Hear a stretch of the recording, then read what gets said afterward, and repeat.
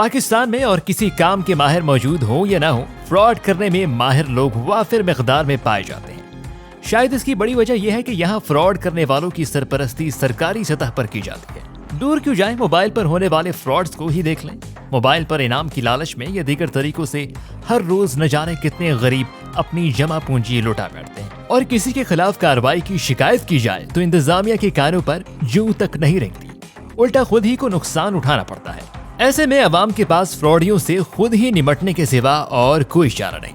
बस ऐसा ही मशवरा दिया है हाल ही में टोक्यो ओलंपिक से वतन वापस लौटने वाले एथलीट अरशद नदीम ने कि खबरदार रहना, होशियार रहना, क्योंकि कौमी हीरो के नाम पर लूटने वाले भी यहाँ मैदान में आ चुके हैं।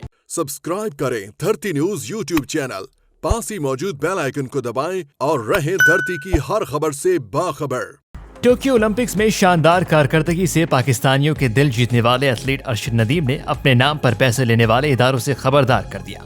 उन्होंने सोशल मीडिया साइट ट्विटर पर जारी एक ट्वीट में कहा कि मैं अरशद नदीम हूं, आप सबको खबरदार करना चाहता हूं कि मेरे नाम पर धोखाधही की सरगर्मियां की जा रही हैं।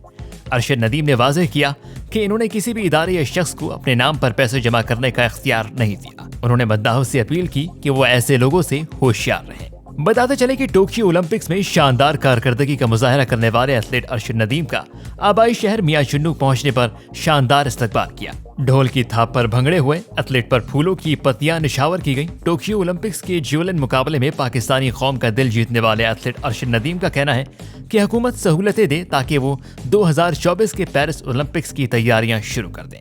लेकिन वो सब तो बात की बात है, फिलहाल तो इनके नाम पर आवाम को लूटने वाले मैदान में आ चुके हैं, जिनसे खबरदार रहने का मशवरा इन्होंने अपने मद्दाहों को भी दे दिया है।